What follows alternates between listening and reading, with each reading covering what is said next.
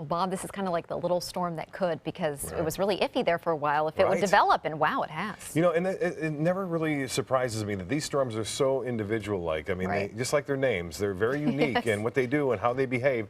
This one really just flared up over some very warm water temperature. We saw with a report from Marcy earlier. Not a whole lot going on, but that's what we had Calm right tonight. Yeah, now. it was calm, and then all of a sudden, boom, look at this. Outside our studios, estimated to be 40 to 50-mile-an-hour winds blew up in just a short period of time. Those straight-line winds making their way through. We didn't see any rotation on some of the radar products, but boy, I ran into this earlier today too when another line came through at about 1 o'clock. And look at this, Val sending this, and he always gets the lightning shots. Well, he was scared. You should hear him talking during this video.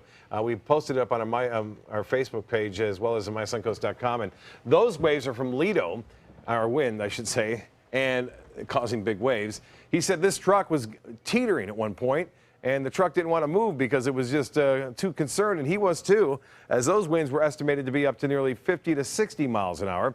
We did have a report of a 78-mile-an-hour wind up near St. Petersburg, or I should say near Clearwater Beach earlier. Boy, Van Wezel webcam at the same time. This is around 6:30 to 7 o'clock. You'll see it as it comes on in, and it just starts raining and also quite a bit of wind for just about 15 to 20 minutes, and then it calmed down. I think we're in for similar conditions again tonight. Now it turns over to storm surge possibilities.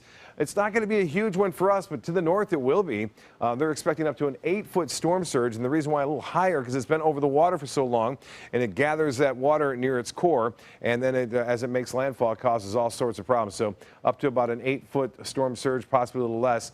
Charlie, by the way, created an 8-foot storm surge, and that was a Category 4 storm. For us, we'll be on the low end, but it'll still happen. It looks like it's happening now. In fact, across the region, we've got some reports there. Tides upcoming. This is important. High tide all up and down the Sun Coast, anywhere from about right now until about 2 a.m. So this is the time for Sarasota Bay at 1:51. Then we'll have another one tomorrow afternoon at 1:41. It'll stay windy tomorrow. The winds right now are still pretty strong along the barrier islands, although this may be a little overdone. This may be some of the gusts here as a result of the sustained winds, and we're still seeing that tropical storm warning remain in effect for areas west of I-75 in Sarasota and Manatee counties. That has not changed at the 11 o'clock advisory, and the winds are still anywhere from 20 to 30 miles an hour into Warm Mineral Springs and into Northport. This is the graphic I show you coming out of, again, Port Manatee.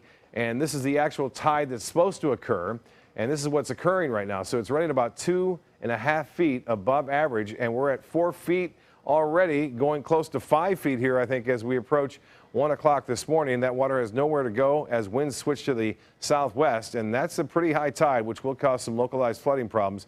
You'll see a lot of that water washing over docks and washing over seawalls and inundating some of the yards and lawns around town closer to the bay. As far as the overall look goes, this is the big band that we're worried about, and unfortunately, you can see that lightning going all the way out a couple hundred miles off the coast of Sarasota and Manatee counties.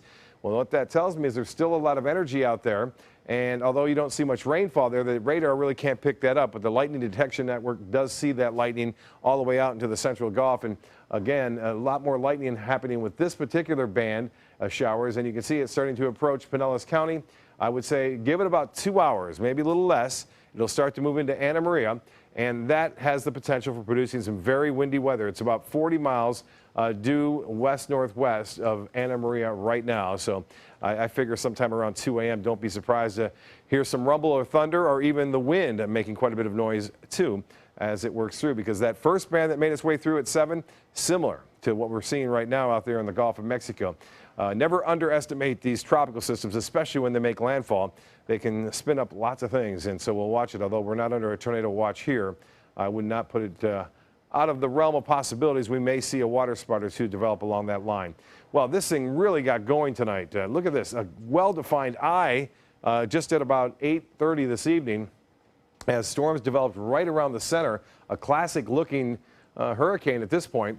And then it kind of gets a little bit torn apart, some drier air filters in, so not as impressive in the last few shots, a little ragged looking there on the eye, but still there's a slight chance that it could actually intensify over the next 2 hours because it's still right over some very warm water, the center is, as it moves to the north-northeast at 14 miles an hour. The pressure has been hanging there at about 984 millibars throughout the evening.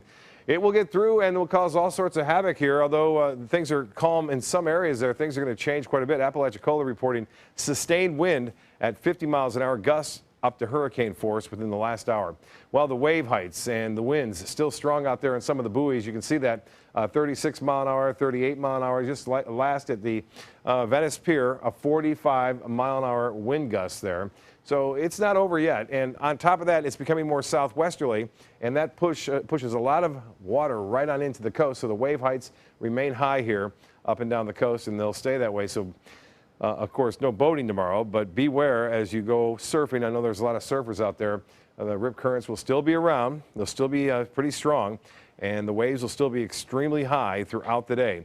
And it looks as though we'll see those waves stay with us right through the afternoon, too.